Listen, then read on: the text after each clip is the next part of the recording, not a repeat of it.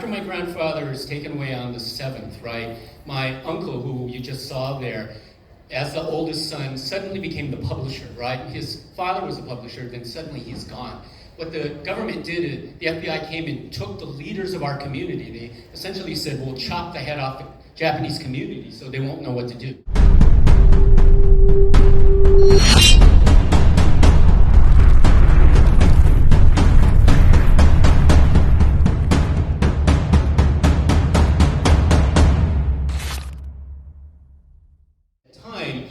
Very crude. My grandfather and a bunch of other investors take it over and they professionalize it. That's what you see on the picture of what the Rafu looked like after my grandfather took it over. The reason my uncle is important is, as I'm sure a lot of you know, when the war comes, the government moves against our community, right? Picks up my grandfather on December 7th, 1941. Right. Let's okay, hang on. Yeah. I think we could go forward a little bit. Okay, that is the Olympics coming in 32. That's more with the Olympics. I'm not quite sure what that image is. Oh, I know what it is. It's discus, right. This is in the archives at JACCC. It's a book called Torch, and the cover of it is what you see on the left.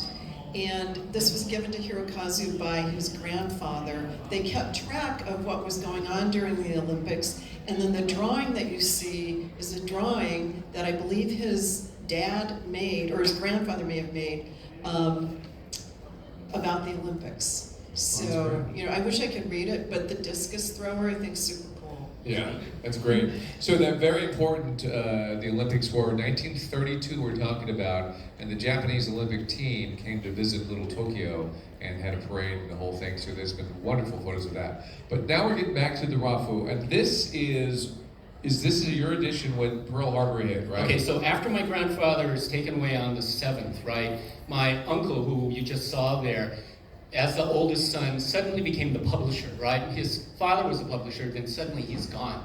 What the government did is the FBI came and took the leaders of our community. They essentially said, we'll chop the head off the Japanese community so they won't know what to do.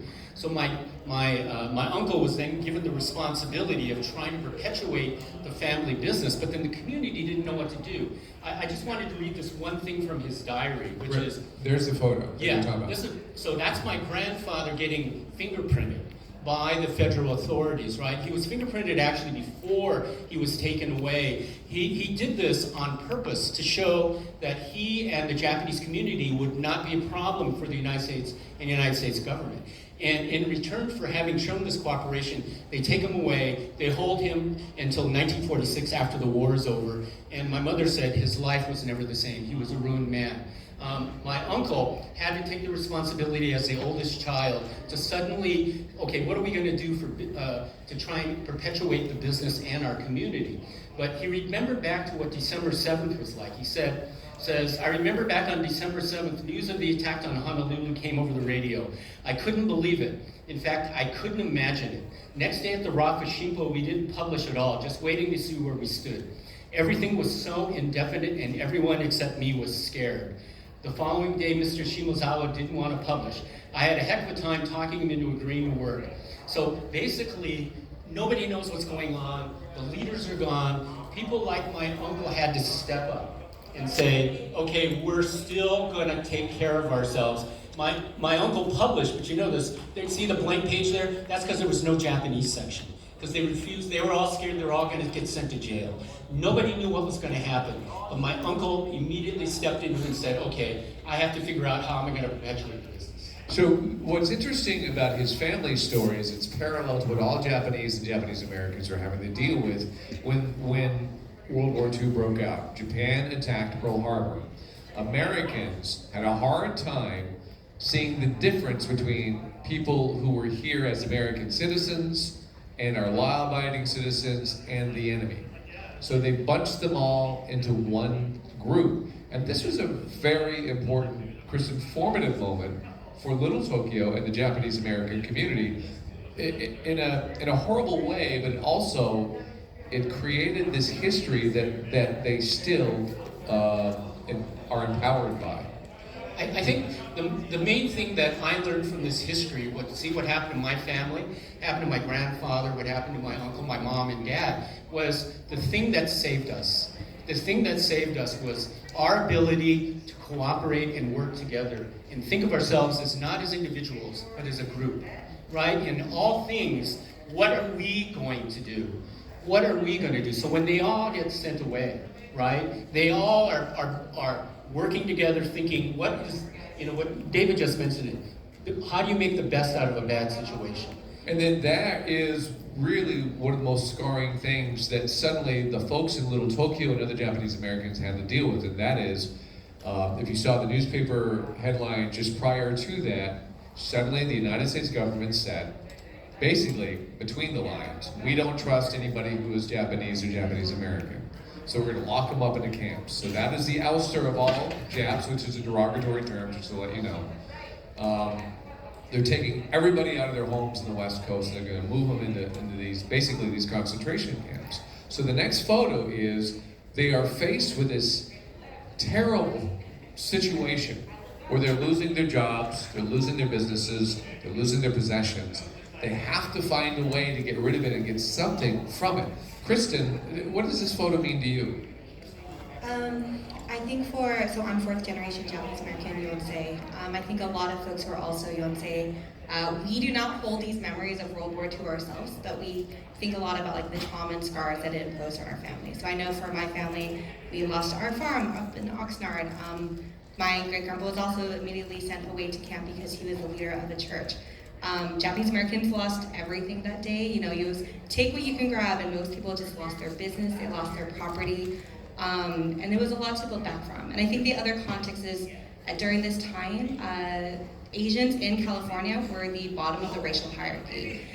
There were not a lot of other people of color in California as part of that reason, but there was a lot of just intensely directed hate and racism against Asians, and also a lot of this was economically motivated.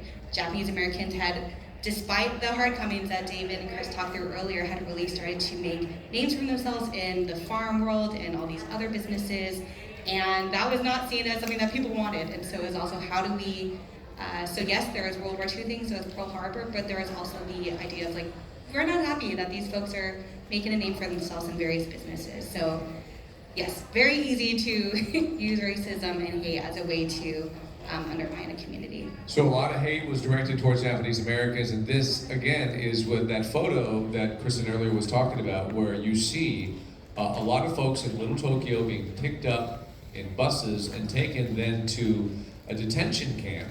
Then most of these folks probably went to Santa Anita. Or Pomona Fairgrounds. Pomona Fairgrounds. I had an aunt born in a horse stall in Santa Anita. Yeah.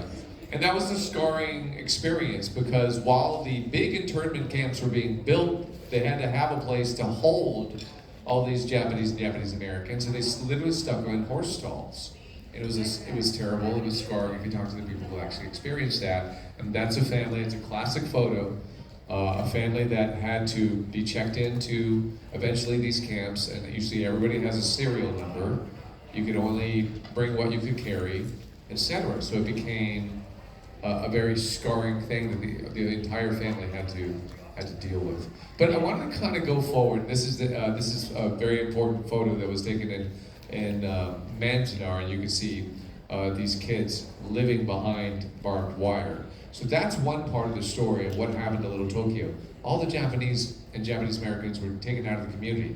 It became a ghost town, and the buildings were empty. However, something really fascinating happened during World War II, and it's called Bronzeville. And Pat, what is this? I was kind of ashamed of myself because I didn't know that Bronzeville ever happened until I came to work at JACCC a couple of years ago, and one of our community elders shared the fact that once the Japanese were forced out of Little Tokyo, who moved in? Black African Americans from the US South, and they came because they wanted factory jobs to support the war. And they made Bronzeville a completely hoppin' place including lots of jazz bars. This is Miles Davis and Charlie Parker, who played at the Finale Club, which was on First Street. I'm kind of blown away because those are giant names in the jazz world even today, and they were just hanging out in Little Tokyo, playing in the bars.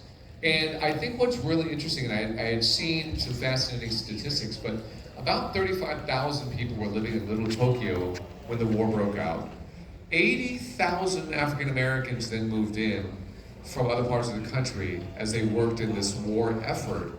So it was thriving in Little Tokyo, but few people actually know about this chapter of Little Tokyo's history. You guys want to add anything? So the one thing about, you saw the Nishi temple, so of course all the ministers had to go, except there was one man who was allowed to stay. His name was Julius Goldwater. He was actually a cousin of Barry Goldwater, who was the United States Senator from Arizona. But Julius Goldwater had converted to Buddhism in the 1930s, and he became the caretaker of the temple building. Now, the unfortunate thing for Julius is that he got in trouble with the elders because he allowed some of these African Americans to actually have their own Christian services within the facility. And if you go to Little Tokyo, look down on the sidewalk on the north side of First Street, which is the Little Tokyo Historic District, and you will see indicated that there was a Baptist church there, right, indicating where the Nishi was. And this is a very little unknown chapter of our history. Well, so the war is coming to an end, and we have a photo here. What happens now? If African Americans are living in Little Tokyo, and there's so many of them, where do the Japanese Americans then come to? And this is the melding of the two right here. Anybody want to comment on this photo? Basically, this is somebody who, I think the name is on there. I haven't. Kiichi Ueda. So he is one of the first, right? Yeah, he was one of the first to come back to Little Tokyo, reopened his store at SK Ueda, which just closed like 5-6 years ago. And so he was really at the center of that transition back from Bronzeville to Little Tokyo as Japanese Americans began to return to Little Tokyo afterwards. That transition is not always talked about a lot, although there is a book for my nerds out there, Shifting Grounds of Race by Scott Kudashige. But I think what I like to talk about for Bronzeville is that Little Tokyo means, I said this earlier, it means a lot to different people. As Japanese American, I think about it from my family and from the Japanese American community, but there are so many other communities and communities of color that have called Little Tokyo home or still call Little Tokyo home today. And I think thinking about that full complexity and multitude of stories is really important when it comes to how we embrace Little Tokyo days. Whether it's Bronzeville or the story of Biddy Mason, the godmother of downtown LA, a former incarcerated slave herself, or the historic Filipino community, also used to be in Little Tokyo. All these stories are important. And I think that really translates to today, where Little Tokyo is not just Japanese American, right? It's very Asian American. It's really a space for a lot of people in LA. So what does it mean for us to uplift these stories from that past to really say it is a home and a place for everyone? Yeah, that's well put. We got to really accelerate this. But this is, you mentioned Nisei Week, right? Nisei Week is coming up. Nisei Week, raise your hand. Anybody? Nisei Week. If you haven't been to Nisei Week, it's really wonderful. It is. It's August 13th to the 21st. Thank you very much. And then it ends with this beautiful, wonderful celebration right on First Street. But this is Nisei Week Parade, which back then they had at night. And you can see the crowds, and I've seen many other photos too. The crowds are enormous. And the first Nisei Week, I think, was around 1934. 34? Yeah. And it's been a really fabulous tradition ever since.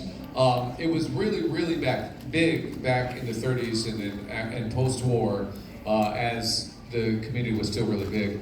But as Little Tokyo kind of shrinks, it's still around and it's still celebrated. If you went on what's called the closing ceremony, First Street will be completely closed. You'll see so many kimonos and all sorts of stuff, and people doing the ball dancing and stuff like that. It's really a beautiful global celebration. I think you'd really enjoy And it. this year they're celebrating their 80th anniversary. It would have been earlier, but pandemic, so they've pushed it a couple of times.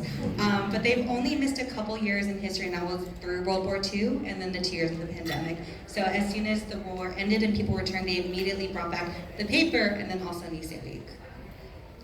The other part is, that Nisei Week was created by the Nisei, my parents' generation, to accentuate their American side. So they had a parade, they had beauty contests, all these other things. What's interesting about Nisei Week is in the 70s and 80s, they turned it around and it began to accent our Japanese heritage, right? It evolved into something different than what it originally was, and that's where it became a sort of jumping off point for people who wanted to know a little more about Japanese culture.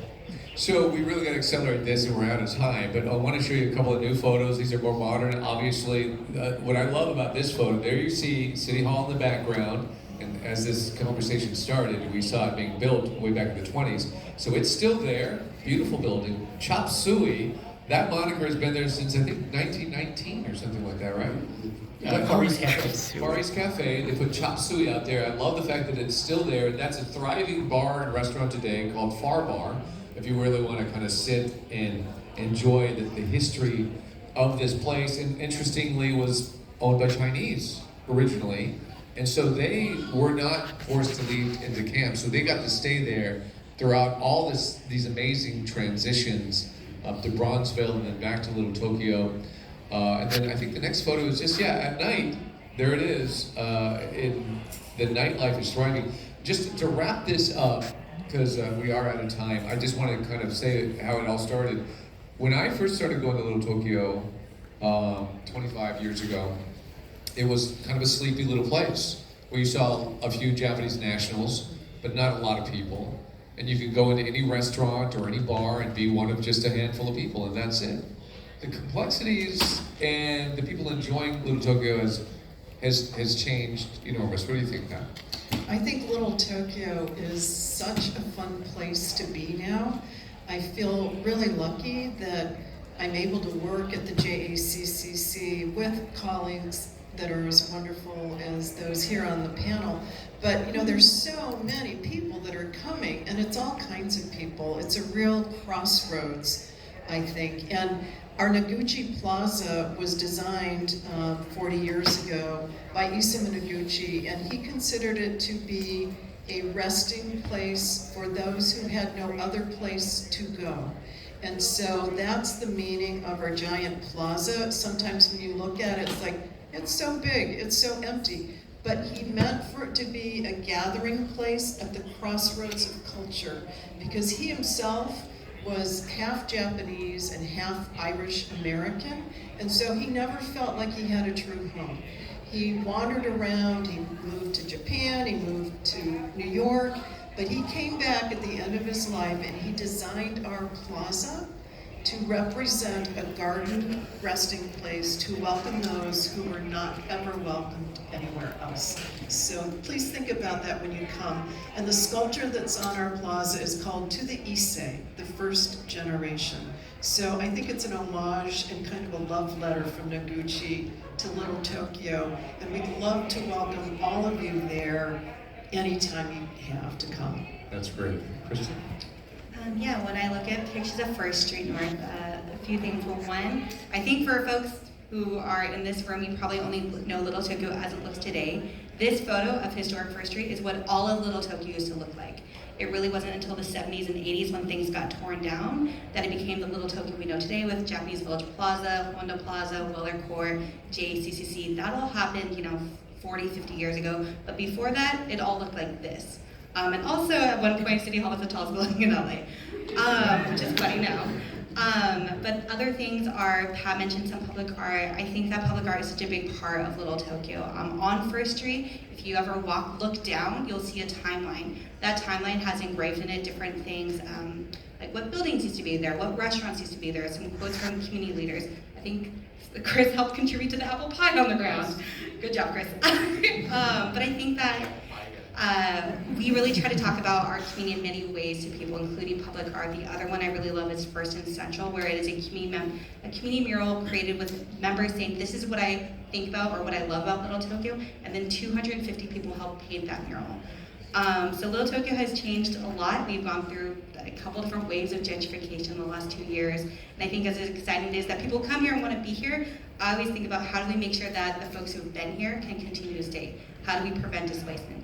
So one thing I would ask is if you're coming to Little Tokyo, make sure you support our small businesses. I know that you all do, but that really helps us. If we don't have our small businesses as part of the cornerstone of Little Tokyo, then it's almost like, what is this neighborhood? So yes, go to our arts and culture organizations, also go to our plazas, go to our businesses, support the museums. This is our fight, right, to stay here, is that without it, there could not be a Little Tokyo, so yeah. And Chris, final words. Okay, so as someone whose grandfather worked in Little Tokyo, whose father's worked in Little Tokyo, and I've worked there for 50 years, right? At various times I was telling David that I thought Little Tokyo was going to die about 30 years ago. It was in the doldrums and stuff like that. But it came back, one, because our community has the cultural values from Japan and persistence and inner strength that we call gaman. But the other thing the only real reason that we are alive today is people like you who decide, I'm going to go to Little Tokyo. I'm going to eat the food there. I'm going to shop in the shops. I'm going to take of the culture. I'm going to visit the museum or JACCC. We have an incredible art scene there. We have so much public art. All of these things make Little Tokyo alive for me in a time where I thought it might be dead, right? And I am very, very grateful that today I see nothing but good prospects for our historic communities. And I just wanted to thank everyone who supports us. So thank you very much. And a great place to Thank you guys very much for having me. We really appreciate your efforts. Support Little Tokyo and have a great time today.